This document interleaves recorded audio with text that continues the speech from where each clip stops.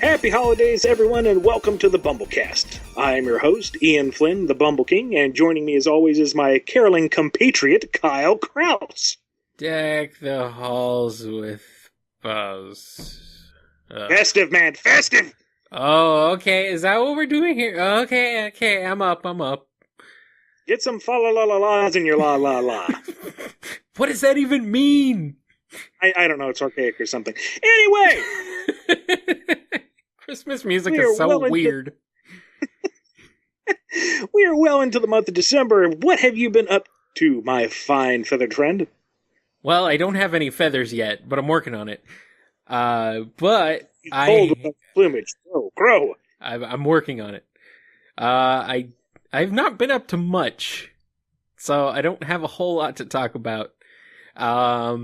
I guess the most important and interesting thing I've been up to is I got back to playing American Truck Simulator.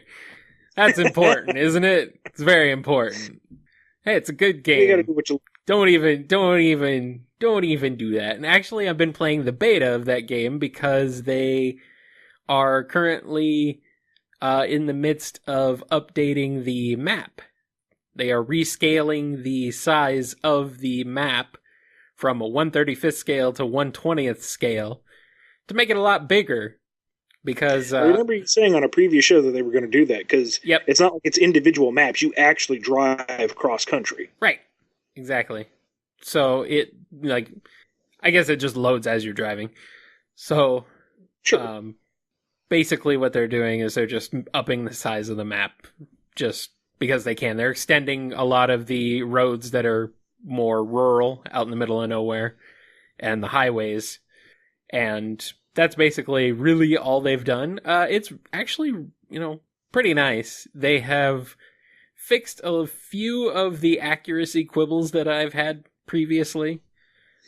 Still not entirely 100% fixed on that front, but, it honestly, with something that is to scale like that, it's more of the feel of it rather than the actual accuracy.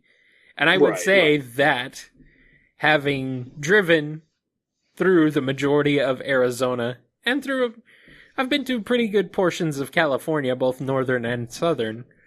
More southern than northern, but still. The feel is there. So it's not 100% accurate as far as city layouts or anything like that, but they feel accurate, and that's really what you want.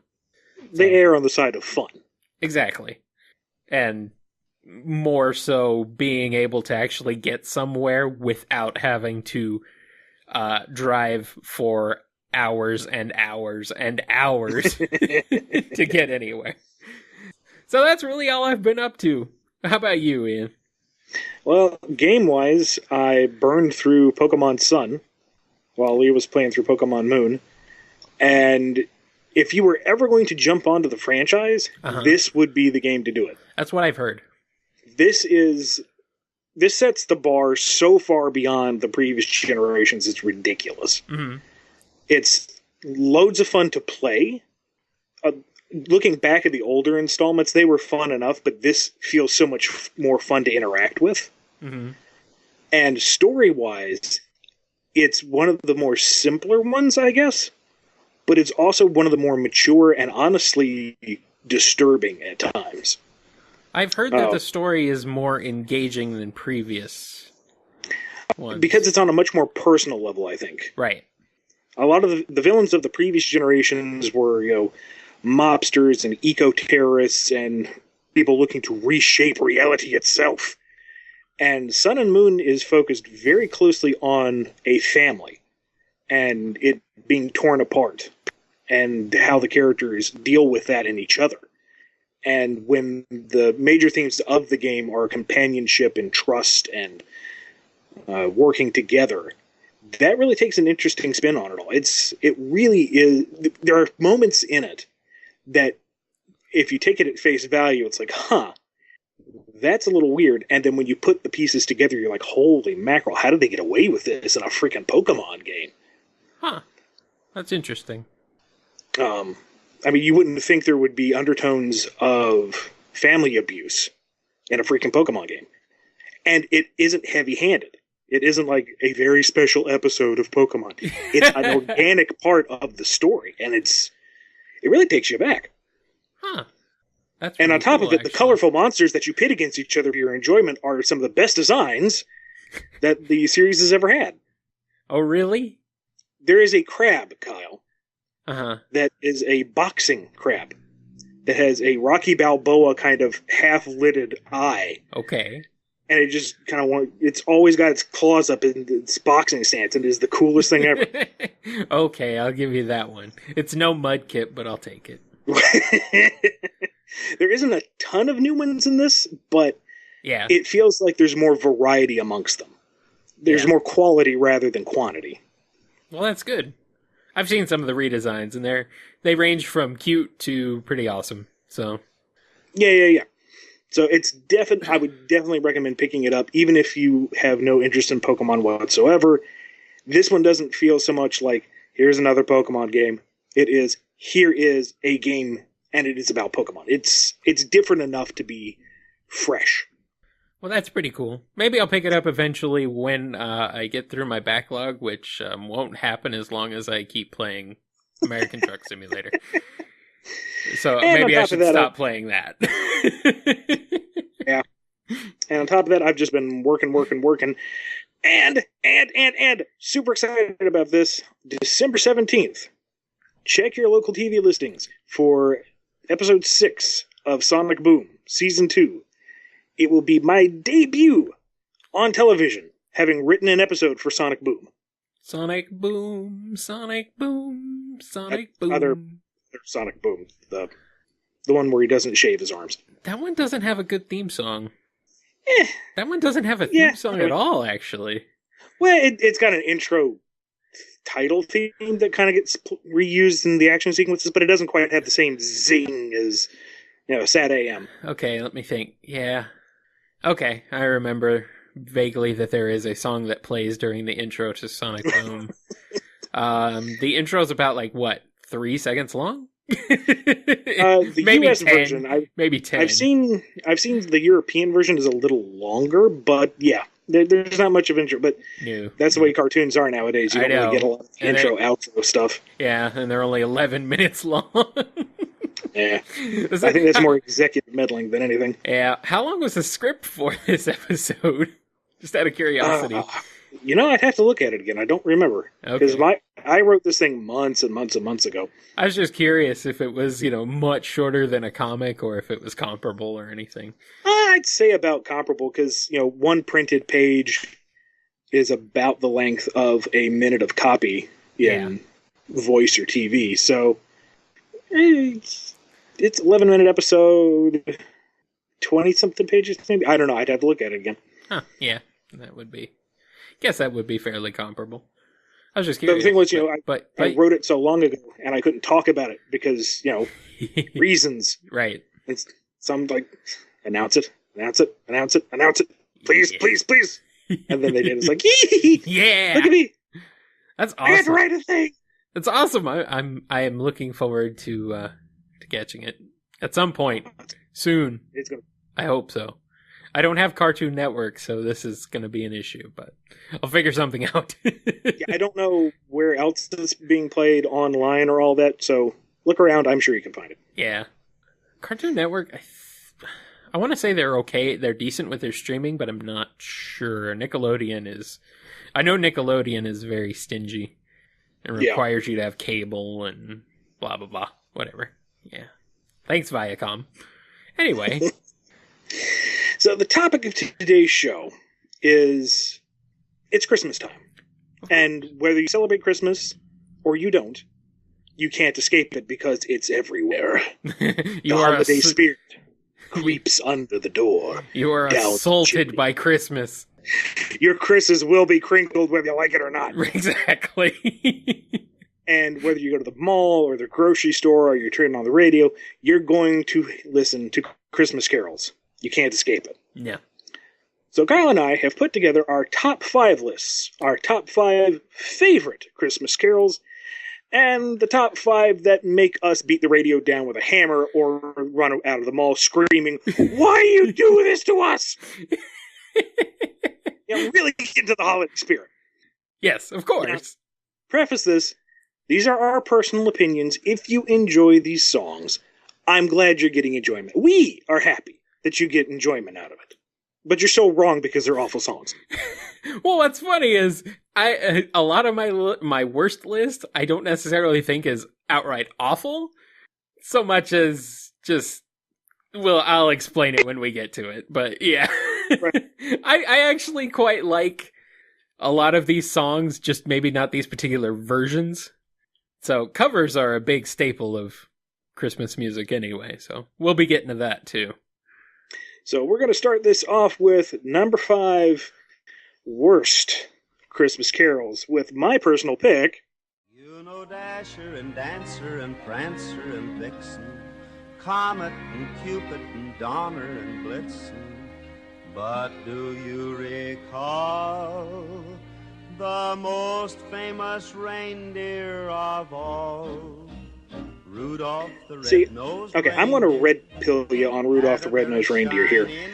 I don't like it. Because the song, the lesson of the song is, you will be mocked for any physical deformity you have, unless someone of a higher power comes down and elevates you in status. And then all the sycophants will rise around you and treat you like they like you. That is a horrible lesson. Yeah, I've heard that. I've also heard the explanation that regardless of who you are and what you're either capable or incapable of or how you appear, that, you have a purpose, that you have something that you can be a part of. So I don't know. That's a great way to spin it, but Rudolph doesn't get a chance until the big man comes down and says, "You boy, I guess I can use you this one night. Come on." And everyone's like, oh, shoot, the big man likes him. Oh, Rudolph, would you like to play some reindeer games? We were just joking when we ostracized you and called you a freak and all that. I understand. Now, do you hate the song? I'm curious about your opinion on the, maybe not the lyrics specifically, but, the composition, the performance, anything like that you have a problem with? Or is it just the message of the song? It's a charming song. It's part of the classical Christmas carol scene. Right. The schoolyard version with the interjections between every line is still fun to, get into every now and again. Mm-hmm.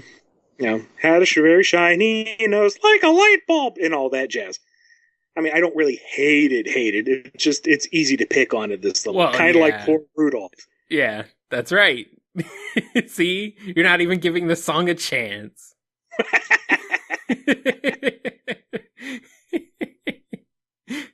I like the TV special, Rudolph. I don't know what I think about the message of it. I mean, it could go either way.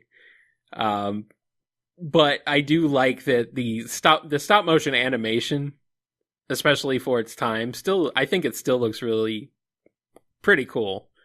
And, it's just interesting to watch still, I think. Oh, sure. From a technical standpoint, if anything. The important lesson that bumbles bounce. Yes, that is true. All right. Let's get into my number 5 worst Christmas song. Rocking around the Christmas tree at the Christmas party hop.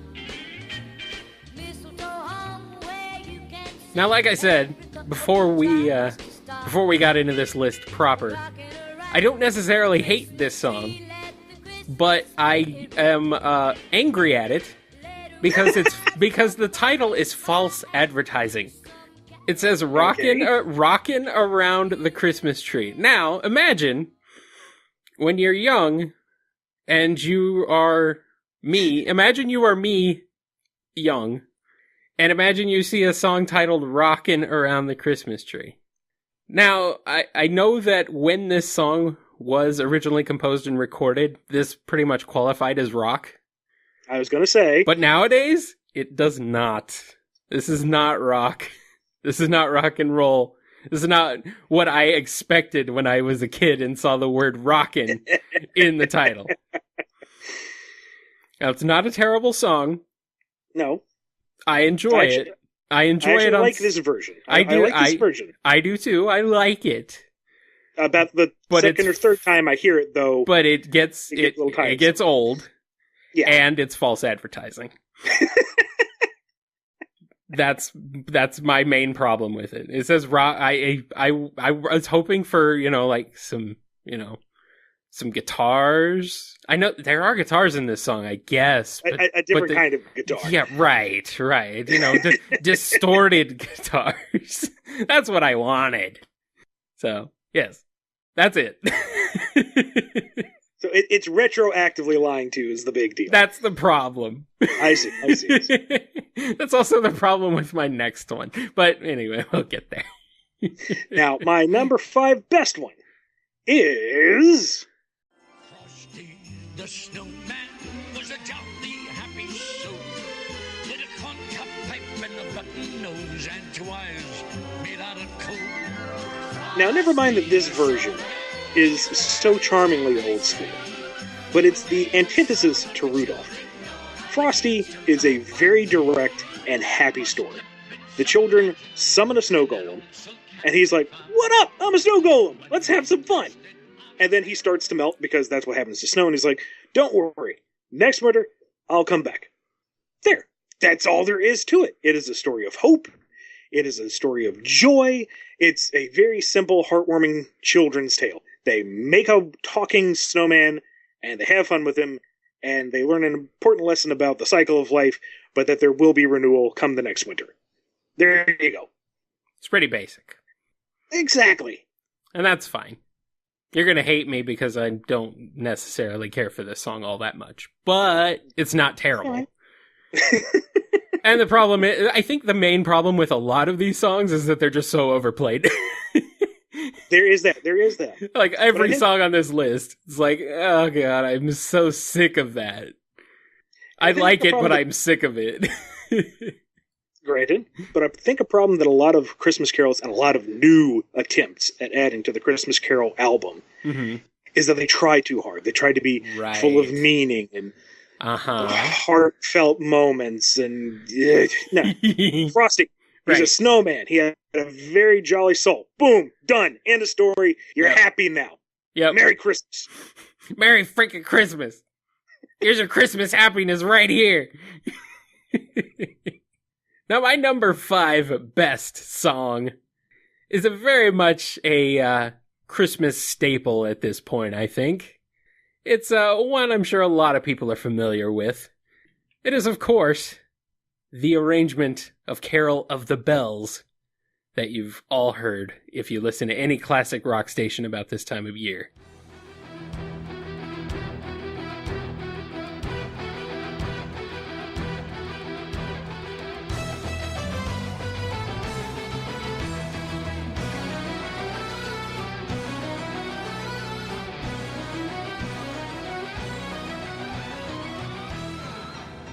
Now, Trans-Siberian Orchestra, Ian, is awesome.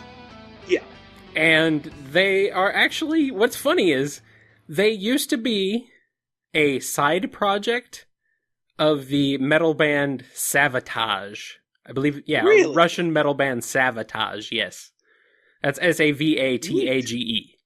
It's like Savage and Sabotage. Savatage. Yeah, right, yes. You can't get any more metal than that. Right, yeah. And they're a freaking awesome band. And of course, they did just straight up awesome 70s and 80s metal. And, oh, you know what? Interesting. They're actually American. Really? Yeah. Huh. For some reason, I was thinking they were Russian. Well, probably because of Siberian. Probably because of Siberian Orchestra, yeah. Huh. Okay, well, I'm glad I looked that up. So they are American. Interesting.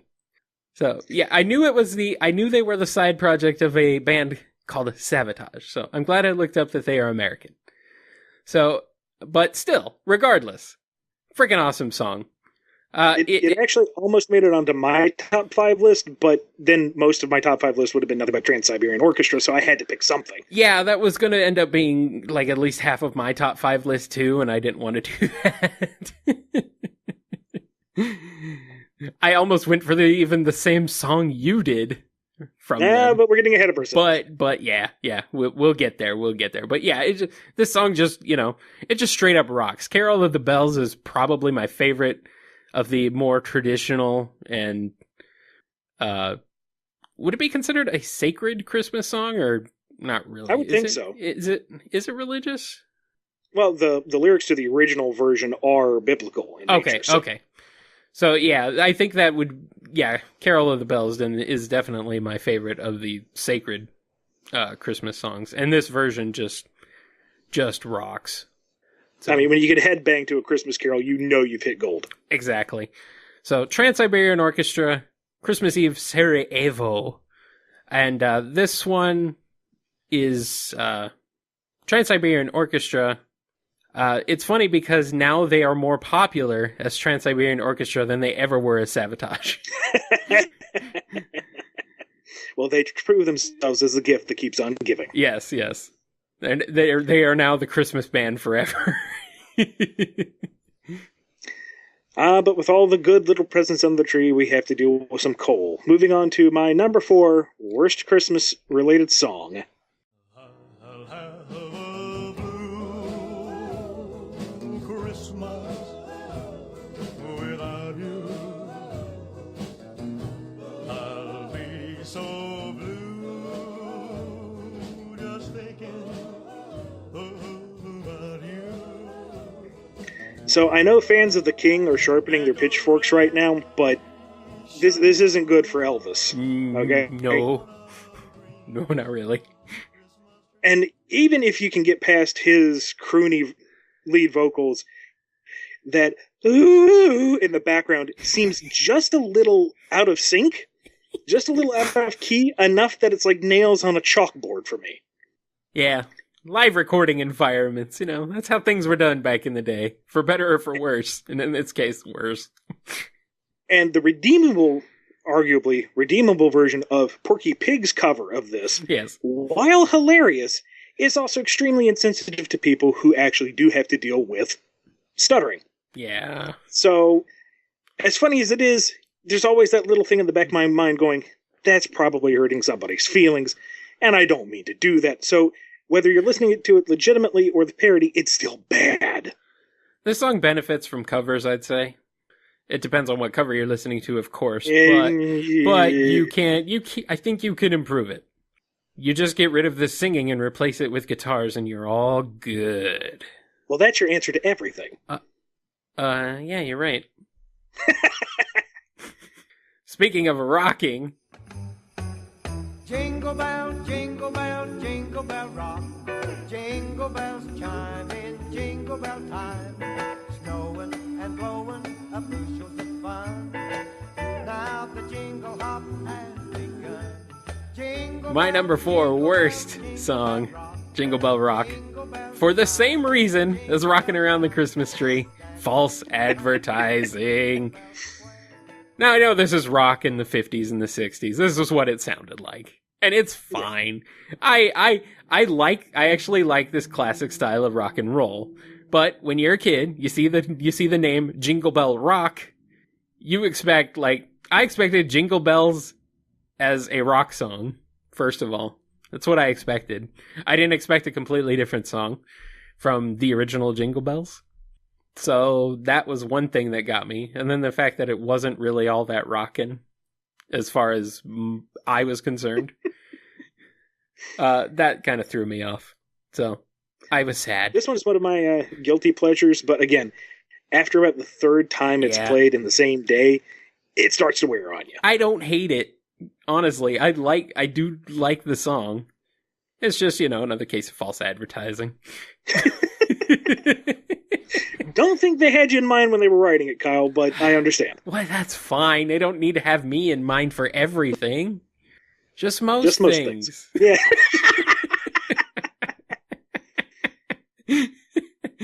That is completely untrue. Do not keep me in mind for anything. It's not worth it. Oh, hush you. Now, speaking about catering to personal needs, right here for my number 4 best Christmas song is...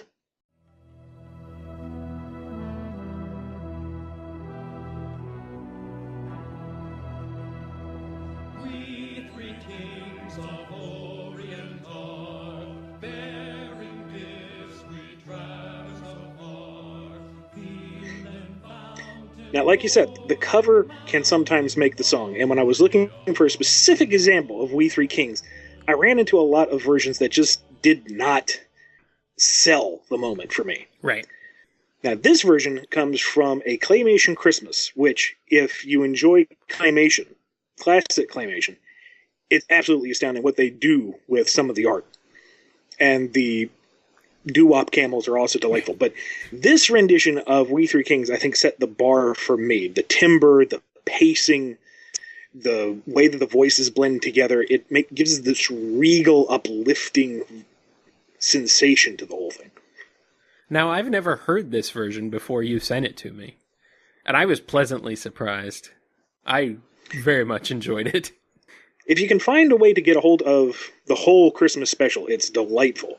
It's really funny, and again, what they do with Claymation in some of the segments is absolutely astounding. I mean, you wouldn't believe the amount of color and depth and texture that you can get with clay. Oh, yeah. I'm definitely going to be checking that out, because that was delightful. Speaking of delightful, let's get into my fourth best Christmas song.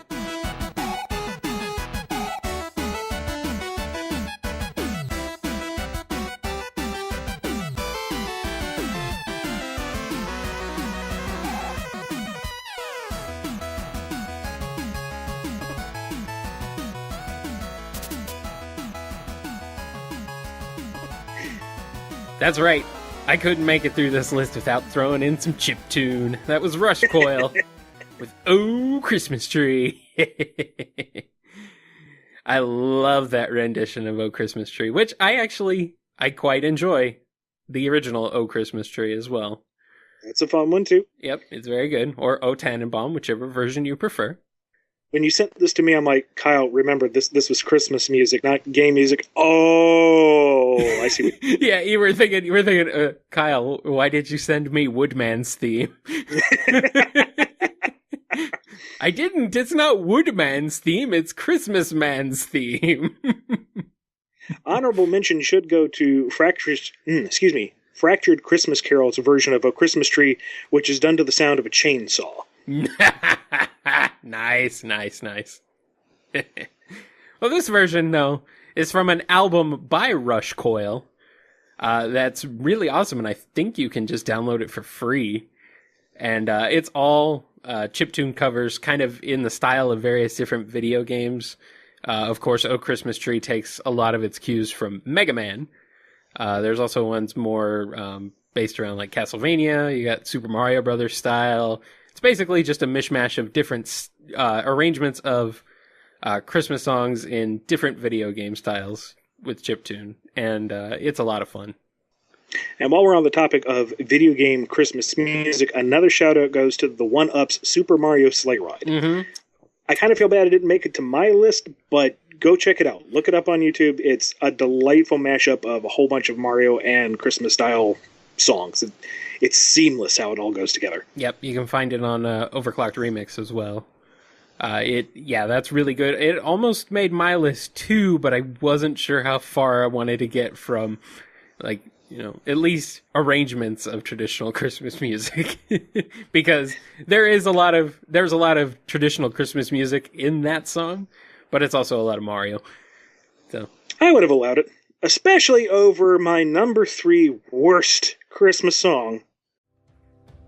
There's a world outside your window, and it's a world of dread and fear, where a kiss of love can kill you, and there's death in every tear, and the Christmas bells that ring there. And the thing is, this isn't even the original version. This is a cover. This thing has come before, and they thought it was a good idea to do it again. Now, don't get me wrong. Christmas is all about giving and sharing and charity, and those are all good things. And sometimes you need to get the word out that, even if you're kind of trapped in your own little world, because the holidays do get very busy, at the same time, this is just a guilt trip song, okay? This isn't about you need to go out and support your fellow man. This is, hey, you look like you might be having a good day. Did you know that there are people dying miserably elsewhere in the world? Merry Christmas. That's like Merry Christmas, War is Over from John Lennon. Yeah, and there's a lot of songs like this. Yeah. I mean, it feels like I'm trying to say don't raise awareness about troubles in the world, because that's not what I'm saying. And I'm not saying that the holidays are a reason for you to shut out the problems of the world and just focus on yourself, because that's obviously against the idea too. But at the same time, this is supposed to be a season of merriment and happiness and being thankful for what you have, not feeling guilty that you have it. Now, is this is the second version of this song Yes. that they did for Band-Aid? Yes. Okay, so it's for Band-Aid 2. Okay. I was just curious. I'm just looking at who was in this version, and I don't recognize anybody. Except Kylie Minogue.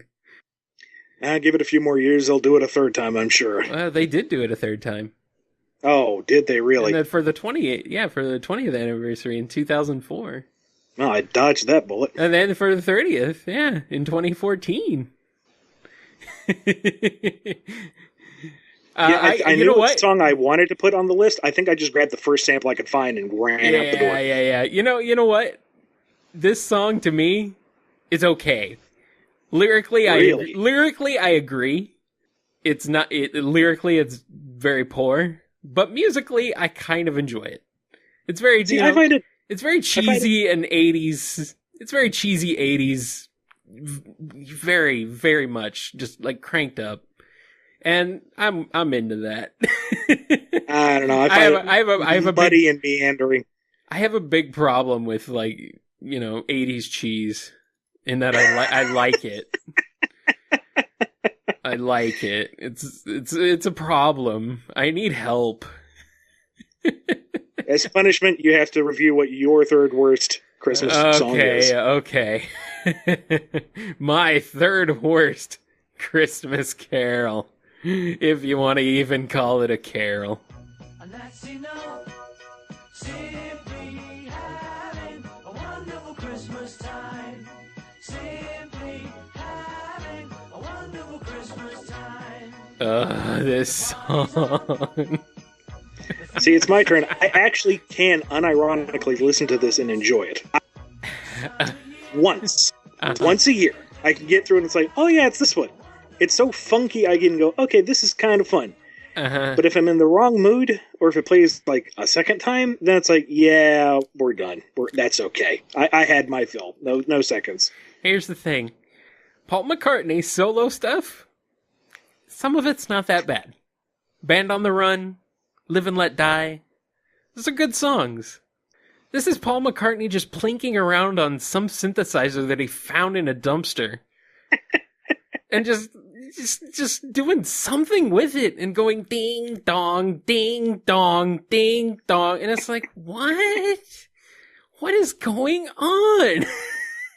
He's simply having a wonderful Christmas time. I can tell because he doesn't seem to care about anyone else's ears. He's so wrapped up in having his own wonderful Christmas time that he doesn't care that he's ruining it for everybody else. It's just terrible. Well, I'll drown it out for you with my third favorite Christmas song. Thank you.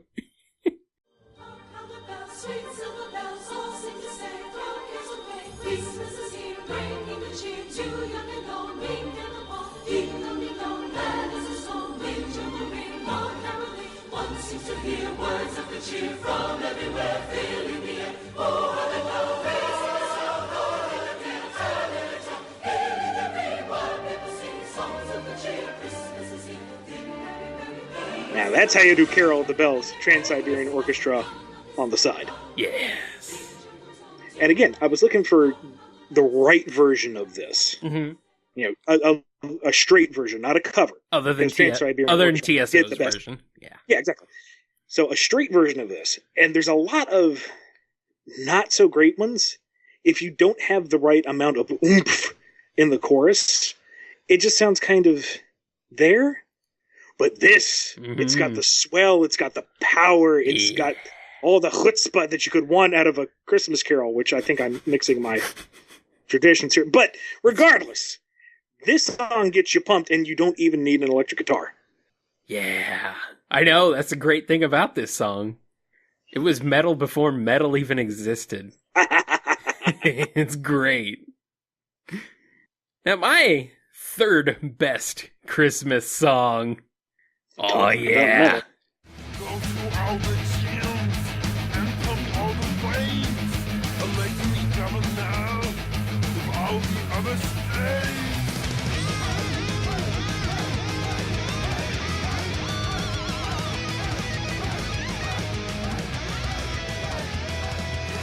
All right, everybody, it's Christmas. Let's party. Now that, my friends, is Austrian Death Machine. That was so metal, I think I need a tetanus shot. Yes, yes, you do. Now, Austrian Death Machine is a side project from the vocalist for the death metal band As I Lay Dying. And I am, yes, I know, yes, death metal, that's what we get. I am not really traditionally all that much into death metal.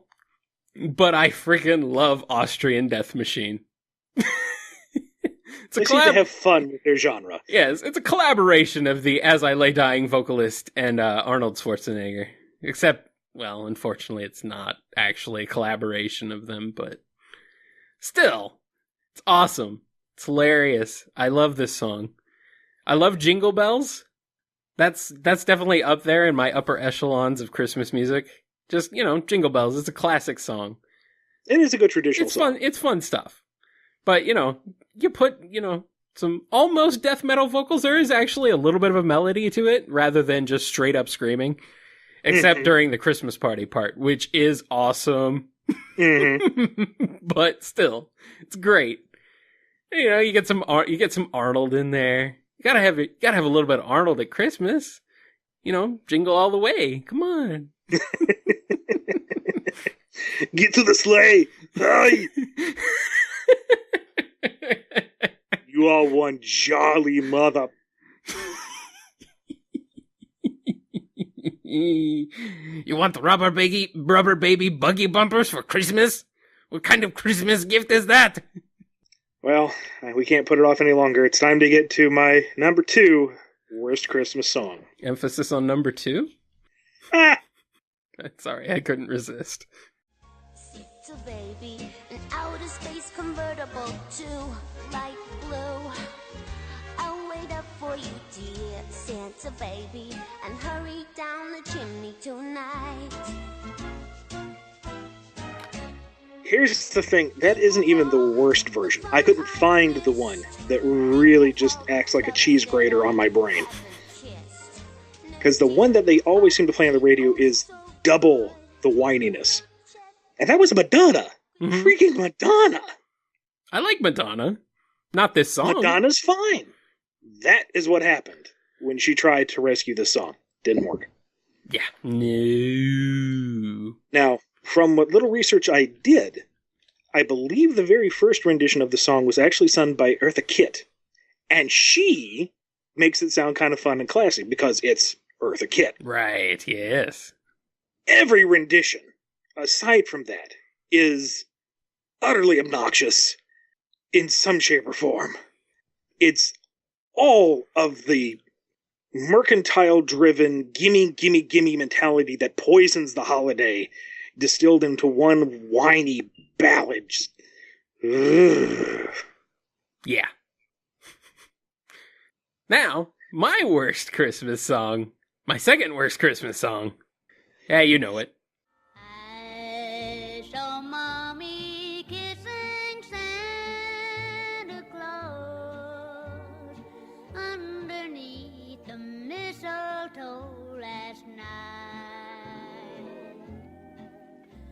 She didn't see me. That was the original version of I Saw Mommy Kissing Santa Claus, originally recorded by Jimmy Boyd. Now, is it the song itself or just this version that you have a version to? Kind of the song itself. It's kind of creepy. I get it. It's supposed to be innocent and cute, but the implications are a little creepy. I don't know. It's just weird, and I don't know. I've just never liked this song very much in any incarnation I've heard it in, really. It's not my favorite. I try to give it the benefit of the doubt of sticking on it's the innocent version. Yeah. They don't know, but I get you. I feel you. I saw Mommy tickle Santa Claus. That's underneath his chin so snowy white. I know. It's his chin. It's above the belt. It's a family song. Okay, I'll give you that. It's still. That's it. Now, my number 2 favorite song, the one that I crank every time it's on the radio, whether my wife wants to hear it or not, is...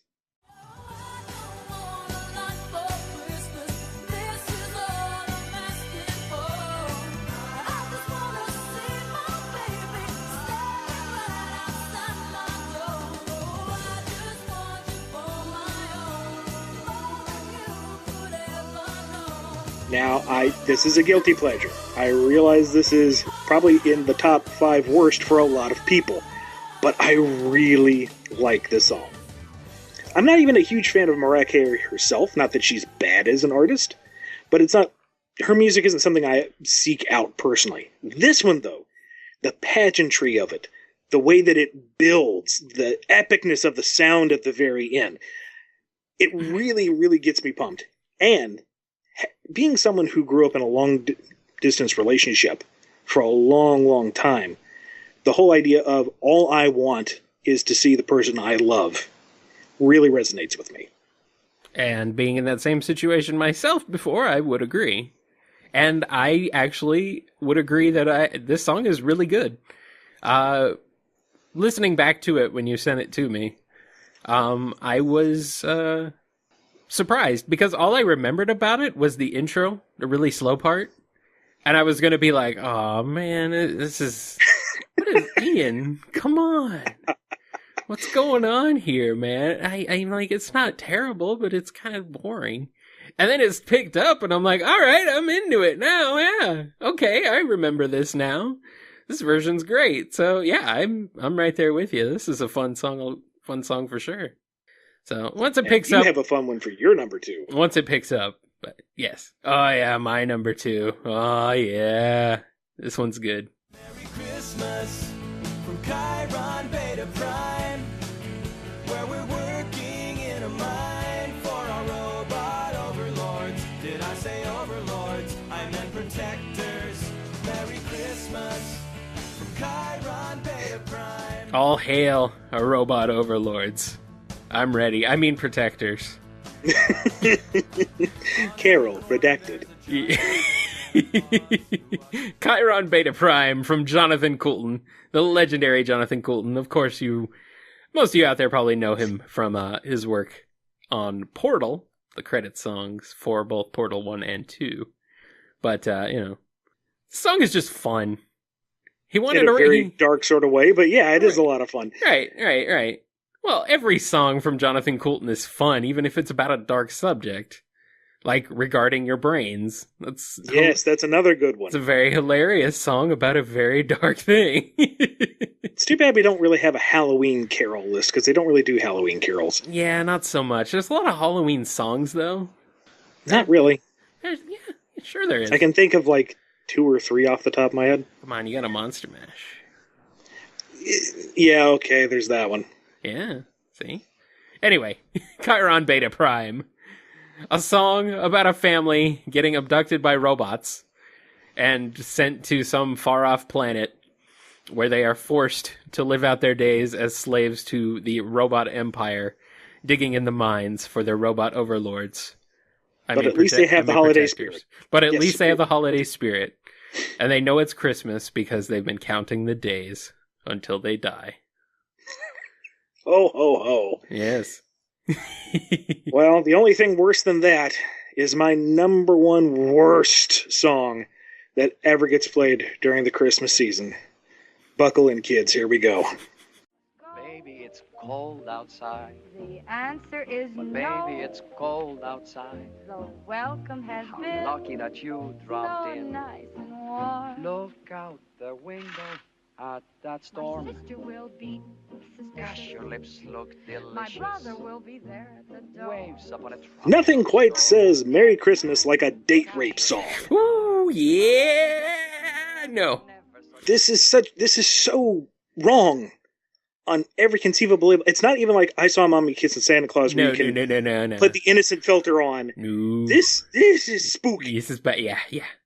And looking up the original comedy musical that this came from, the opening of the act has the male and female lead in his apartment.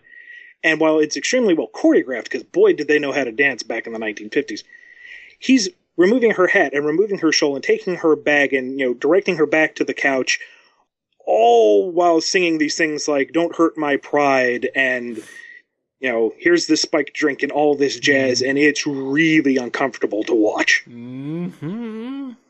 Now, that said, the same musical reverses the situation and goes through it again with the female lead trying to seduce the male lead, which I'm surprised they went that far with it, especially since he's very aggressive with it. But at the same time, that angle is definitely played more for laughs, while the first rendition is supposed to be the male lead being so smooth and suave with his seduction. No thank you. Absolutely wrong. Horrible premise for a song. Now, I didn't see the video, but I heard what you sent me, and yeah, it's cringeworthy. It also seems a little bit racially insensitive at one point. I'm not sure. It's like I might have missed that. It's like the guy puts on like a Mexican in the second half. He may have. And that made it even worse. The only version of this song that I have ever heard that didn't make me sneer out of principle was where the male and female lead, as they were singing, the inflection of the lines, how they sang it, made it clear that they were both entering into this situation knowingly. Right. That it was just a game that they were playing with each other, and they were on equal footing. Yeah. When she sings, "What's in this drink?" it's sung in a way that sounds playful, like she's making the excuse, "Oh, there must be something in the drink, I can act silly." And that is only acceptable in that it's some kind of odd little Christmas kink that they've got going on. It's two equals entering into a relationship here. Yeah. Every other version of the song plays it straight, and that's just vile. No. Ooh. Yeah. Speaking of vile. Oh yeah, here we go. My number one worst Christmas song. Sir, I wanna buy these shoes for my mama, please.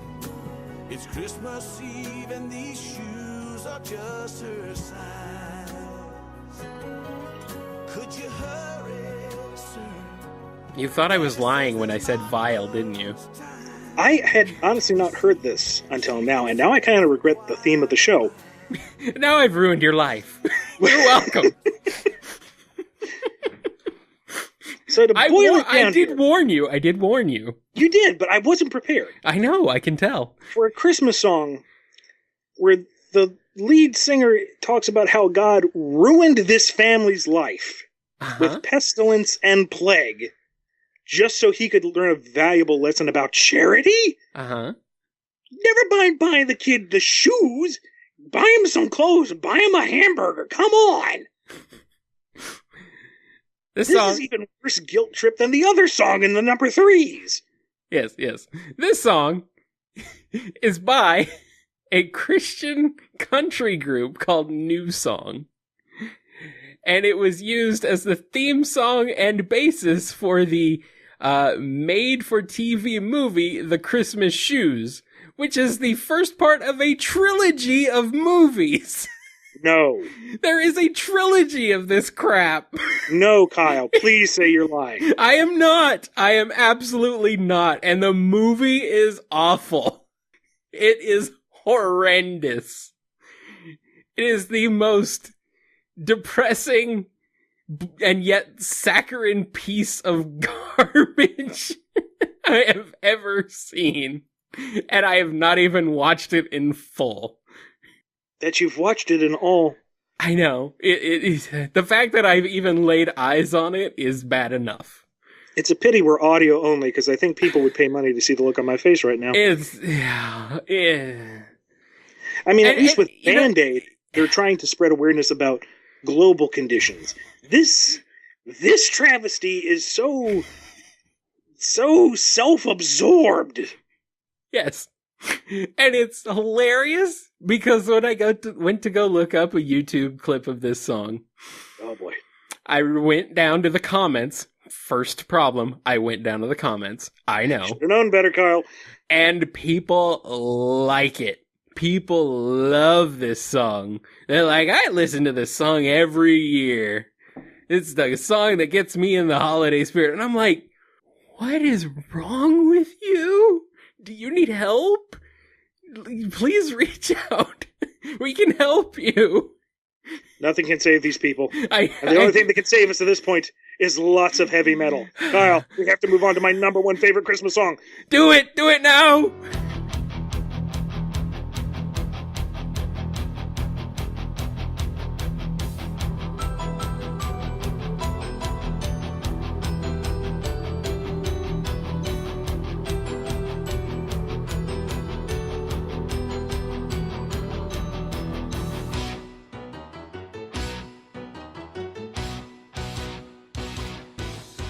Riding in on high like Santa on his sleigh, the Trans-Siberian Orchestra returns with Wizards in Winter to rock away all the gloom and humbug in the season. Oh, man, yes. I gotta be honest with you, the only reason why Trans-Siberian Orchestra was my number 5 is because that version of the song is so overplayed.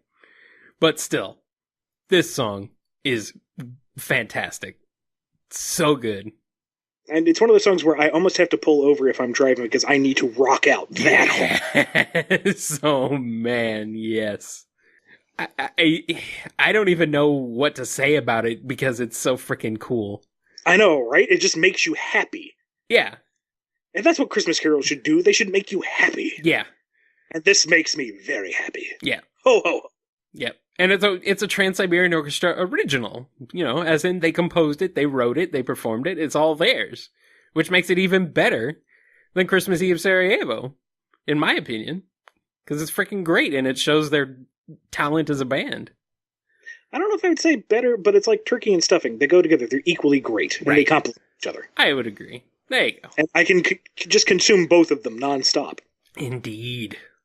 Now, speaking of metal, speaking of rockin', here's my number 1 best Christmas song.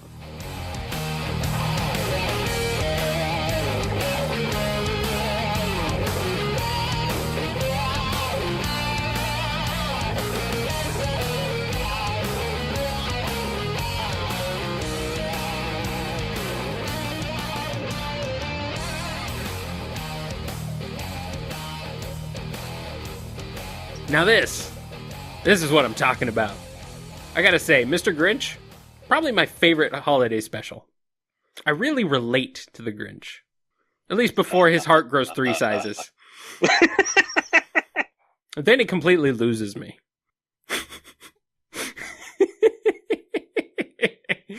I'm just kidding, but I do love this song.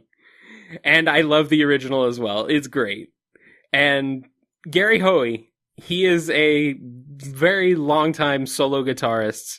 He, kind of on the level of like Joe Satriani and Steve Vai, who's just been at this for years and is just basically virtuosic in my book. He did an entire 2-disc set of Christmas songs, mostly in this style. Sometimes he slows it down, tones it down a little bit, keeps some of the spirit of some of the slower songs, but other ones he just cranks up and rips through them like this one. And that wah guitar for the lead, it just works so well for me. I love this song. Now, I put Thurl Ravenscroft version on a high pedestal because, number one, when your name is Thurl Ravenscroft... That's true. That's very true. You're super awesome. Number two, when you have a voice like that, you've ascended to a godlike level. Mm-hmm. So to even approach this song is on already tenuous ground with me, but this works. This is fun. It's very fun. Yeah, that's really what the whole album is. And the album is called Ho Ho Hoey, which is, a pretty hilarious pun. It's clever. It's up there. And it's just great stuff. If you're into Christmas music, but you want to hear something a little bit different and you're into the guitar driven stuff like I am, you'll enjoy it. You'll have fun with it. I gotta say 12 Days of Christmas in his style is great.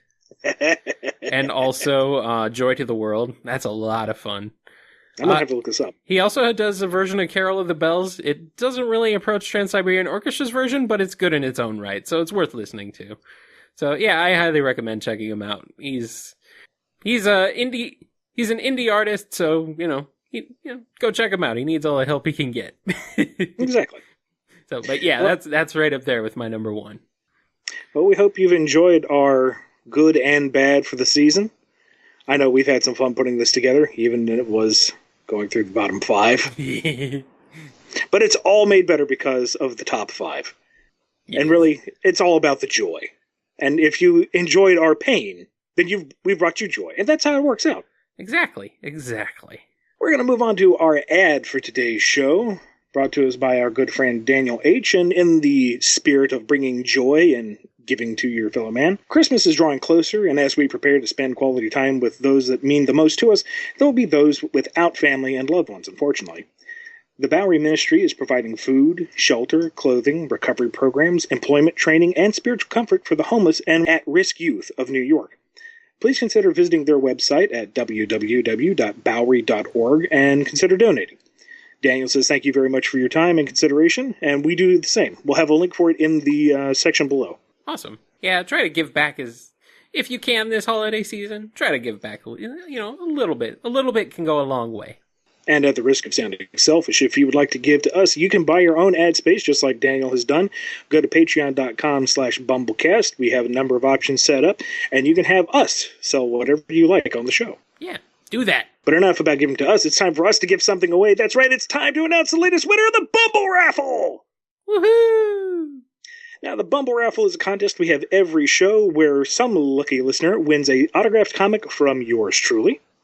If you want to enter into the contest, either be a patron over at patreon.com/BumbleKast. That way you're entered into every drawing. Or write into BumbleKast@yahoo.com. You have to write in for every show, but you get the same entry level as everybody else. Now, today's winner is... Congratulations, SamCyberCat. You are the lucky winner. Come on down. You're the next contestant on the BumbleKast.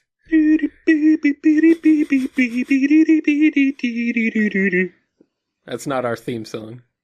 Well, no, but... I know. Fine. We'll get in contact with you later, Sam, to find out where we're going to be sending that book to you. Awesome. All right, let's get into some Q&A action. The gift that keeps on giving. Yes, indeed. Now, we're going to get to the Patreon priority Q&A first. But don't forget that you can ask your questions by email, by emailing us at BumbleKast@yahoo.com, hitting us up on Twitter at KyleJCRB or at IanFlynnBKC using the hashtag BumbleKast, or via Patreon comments or messages. We will see them for sure. This first question from our Patreon subscribers comes from none other than SamCyberCat. Congratulations again! Yes! Wow, you won twice. You are a true CyberCat master. In episode 31, you mentioned that you've been playing Animal Crossing recently. So I have to ask, who are your favorite villagers? Oh, shoot. Actually, it's been a while since I actually played Animal Crossing. When they did the major update, I dabbled in a little bit, but I haven't really managed my town in forever. But I don't think there's any one particular villager that stood out to me. It's usually the personality types, because there's I think 8 personality types that define how they react to things and their stock phrases and whatnot.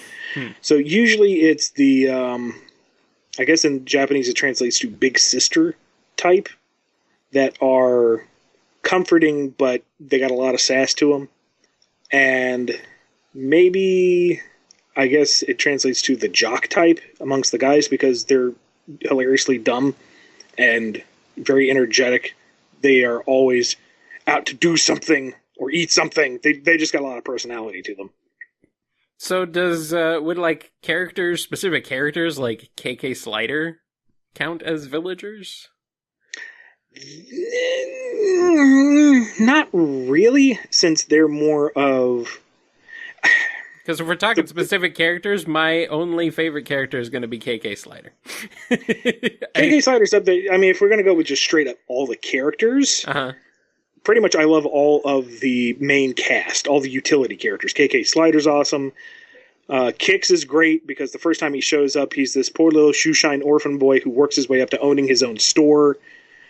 What's the pigeon's name? I don't know. There's this pigeon. Sorry? Thank you. Brewster is this pigeon who runs this coffee shop. And he's just... You have to warm up to him, or rather, he has to warm up to you. So you have to keep going to the coffee shop. But he's really cool. The Able sisters are really sweet.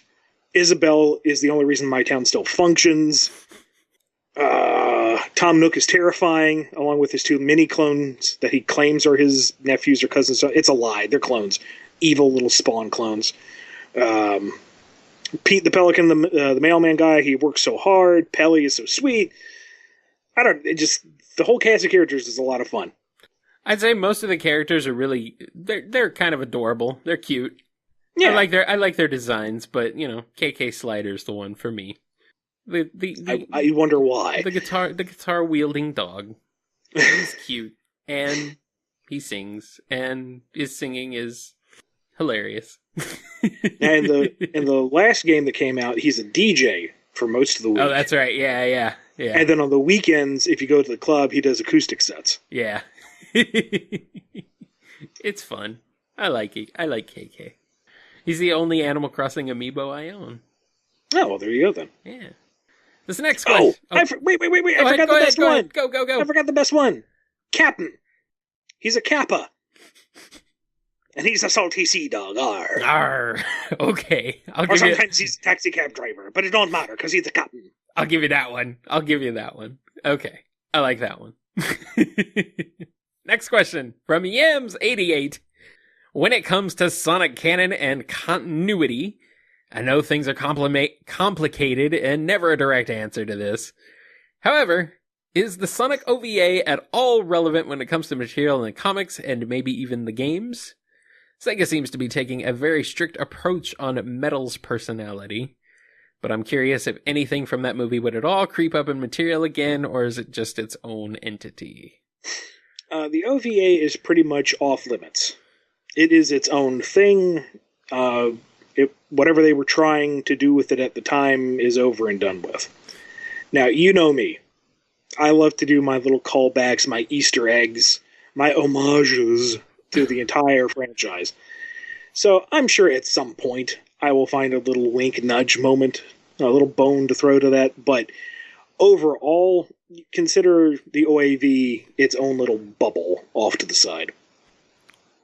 The Sonic creators really have this strange tendency to want to pair Sonic up with a human woman. They keep doing that. I don't know. They've tried to do it 3 times so far.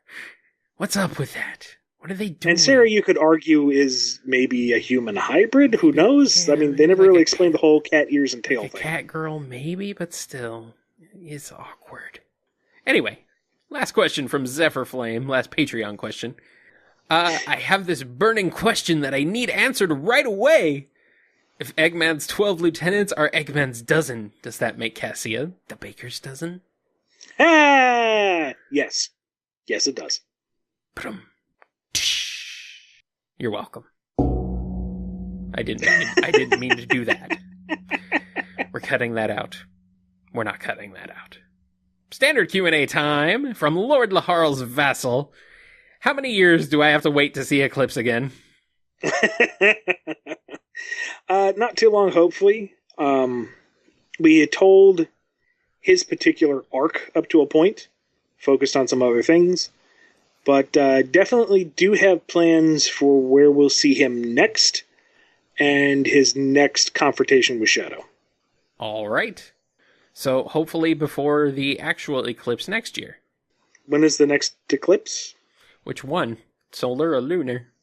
I don't know, man. You're the one throwing out these things. Okay, February for lunar and August for solar.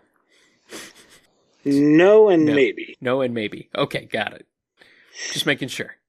QuantamEdge wants to know, will the SCR robots from Zero Gravity ever make an appearance, or are they a little too out there?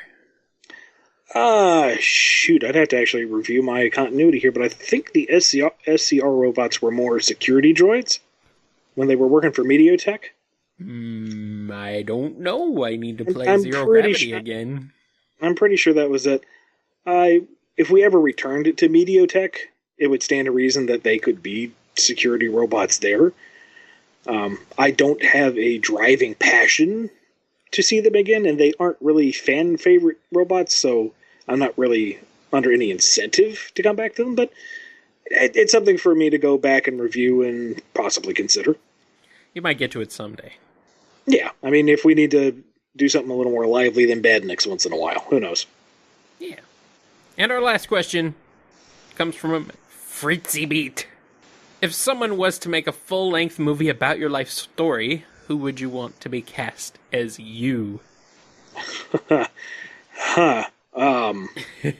Yeah, I don't know. See, there's a number of actors who I would be absolutely flattered to represent me on the big screen, but at the same time, I would hope that their careers hadn't sunk so low that they had to do the 30-minute made-for-TV movie of me. You know, that guy who maybe wrote something? Who knows? I don't know. I've never thought about that. Neither have I, until now. At least you'd get 30 minutes. I'm being generous here. Mine might be one of those 11-minute cartoons. And it would be a very boring cartoon. Let's split the difference. They're just like in between commercial breaks for the two of us. With tiny bits of excitement here and there. I'm going to just have to chalk up a I don't know to that one. Yeah, I don't really know either, to be honest with you. Like, yeah, there are definitely people who would be cool if they were to portray me, but I really don't know who would do a good job or not. I don't know. Maybe this is one we should put out to the listeners. Maybe they can tell us who they think would portray us the best. I'm almost afraid of what the answers might be, but also intrigued. I am intrigued, yeah. I don't know. It would be interesting. What do you guys think? Although, now that I think about it for half a second, if it was done by Jim Henson Productions, Fozzie Bear. Okay. I can kind of see that. Welcome to the BumbleKast. And you could split me up into two, and I could be, what's their names? Statler and Waldorf? Yes, that's it. Thank you. I always forget their names, but I love them, so I don't know why I forget their names. I'm just bad with names, I guess. But anyway, yeah, split me up, and I'll be Statler and Waldorf. It fits, because I love Mystery Science Theater 3000, and, you know, sitting there and making jerk commentary on things. It's fun. If I had half a mind, I'd leave this show with still more than they have collectively. Yes. And that's it for the Q&A this week. Got anything else we need to cover before we get into the plugs, Ian? I don't think so. I've already told you to check out Sonic Boom on the 17th of December. Trouble keeps you running faster, don't forget. And go save the planet from disaster while you're at it. Why you gotta do that to me, man? It's not that boom. I've told you before. It's not that boom. I'm sorry. I just love Sonic Boom, the song. The cartoon is fun too, but you know, the song. It's a song. I'm sorry. That's okay.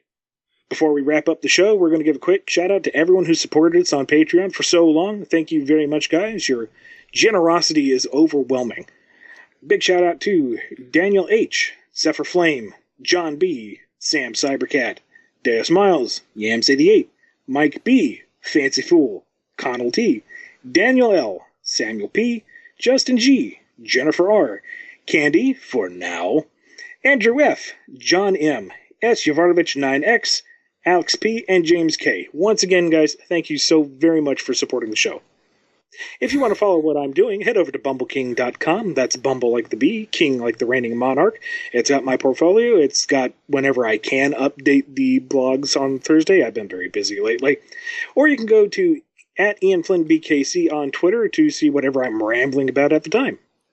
And, of course, you can find me over on Twitter @KyleJCRB. And you can find what I'm doing over at KNGI.org. You can keep up with this show and many others going on, including my live show that I stream every week over on 8bitx.com called Game Fuel. If you're looking for awesome video game music arrangements, remixes, even some original stuff here and there, you want to tune in 7 p.m. Eastern Time every Saturday. Just wrapped up Nintendo November, so we're getting back into the swing of things as far as just having fun, doing whatever, and all that fun stuff. So, unfortunately, I won't be doing an episode on Christmas Eve, Saturday the 24th, but every other Saturday this month, I'll be there. That's going to do it for this edition of the BumbleKast. We will see you on Boxing Day. That's the day after Christmas for you guys in the States, for our last episode of the year, the very last episode of Season 2. Woohoo! We're going to play some Punch-Out because it's Boxing Day. Exactly. Yeah, that's what I did. It's going to be hard to reach across the microphone, but, we'll try. We'll try. That's what I did last year. I did a Punch-Out special for my show. And it was awesome. It was right on Boxing Day. It was great. So anyway, you're saying you spiked the punch for your holiday show. Exactly, yes. It was great. I love Boxing Day. Happy holidays, everybody. We'll see you in a couple weeks. Happy Boxing Day! Was that Candy for Now in there? What's that? That's their name. Okay, cool. They're Candy for Now. I don't know. I like candy all the time. I don't want candy for now. I want it always. There might be an incidence of there being no candy, but that's what they call themselves, Candy for Now. With a dramatic ellipses in there. Okay, that's fine. I don't know, I think it's fun. Sure. For now. Hey, thanks for listening to the BumbleKast. If you like the show, be sure to hit that subscribe button and consider supporting us on Patreon. We have some great rewards, as well as big plans to make the show even better. Also, rate and review the show on iTunes. It gets more folks listening and really helps us out, so we definitely appreciate it. Original music by Ken Coda Snyder, used with permission. Find more of his music at bc.s3m.us and find the theme song at noisechanradio.bandcamp.com. Available as a pay-what-you-want download. Frosty the Snowman and the heart to be so. You're going to play, but no. Stop it. Out of coal. You're welcome.